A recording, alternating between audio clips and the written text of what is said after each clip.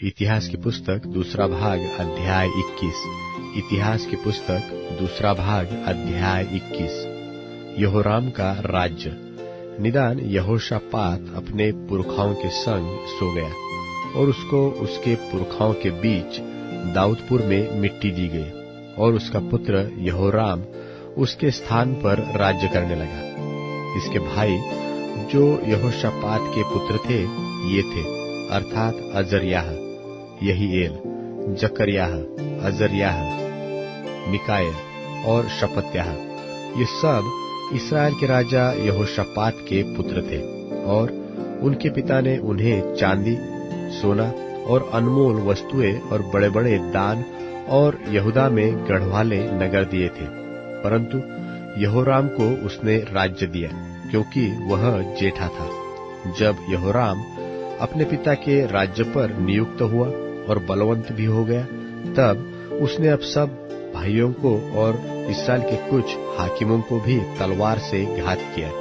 जब यहोराम राजा हुआ तब वह 32 वर्ष का था और वह 8 वर्ष तक यरूशलेम में राज्य करता रहा। वह इस्राएल के राजाओं की सी चाल चला जैसे अहाब का घराना चलता था, क्योंकि उसकी पत्नी अहाब की बेटी थी और वह उस काम को करता था जो यहोवा की दृष्टि में बुरा है।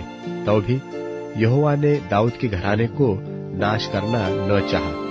यह उस वाचा के कारण था जो उसने दाऊद से बांधी थी और उस वचन के अनुसार था जो उसने उसको दिया था कि मैं ऐसा करूंगा कि तेरा और तेरे वंश का दीपक कभी न बुझेगा। उसके दिनों में एदोम ने यहूदा की अधीनता छोड़कर अपने ऊपर एक राजा बना लिया। सो यहोराम अपने हाकिमों और अपने सब रथों को साथ लेकर उधर गया और रथों के प्रधानों को मारा। यो एदोम यहूदा के वश से छूट गया और आज तक वैसा ही है। उसी समय लिब्ना ने भी उसकी अधीनता छोड़ दी। यह इस कारण हुआ कि उसने अपने पितरों के परमेश्वर यहोवा को त्याग दिया था और उसने यहूदा के पहाड़ों पर ऊंचे स्थान बनाए और यरूशलेम के निवासियों से व्यभिचार कराया और यहूदा को बहका दिया।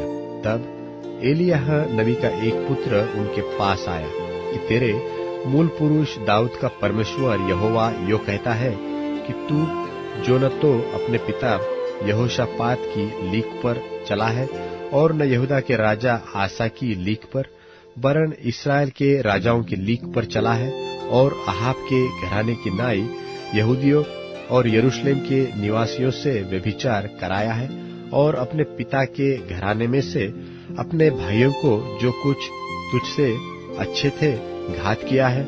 इस कारण यहोवा तेरी प्रजा, पुत्रों, स्त्रियों और सारी संपत्ति को बड़ी मार से मारेगा और तू अतड़ियों के रोग से बहुत पीड़ित हो जाएगा, यहाँ तक कि उस रोग के कारण तेरी अतड़ियां प्रतिदिन निकलती जाएगी।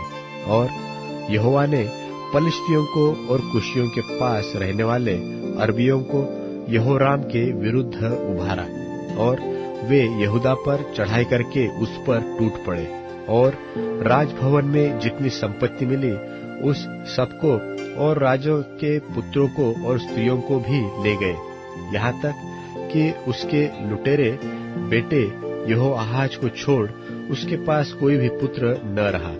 इन सब के बाद यहोवा ने उसे अतड़ियों के असाध्य रोग से पीड़ित कर दिया और कुछ समय के बाद अर्थात 2 वर्ष के अंत में उस रोग के कारण उसकी अतड़ियां निकल पड़ी और वह अत्यंत पीड़ित होकर मर गया।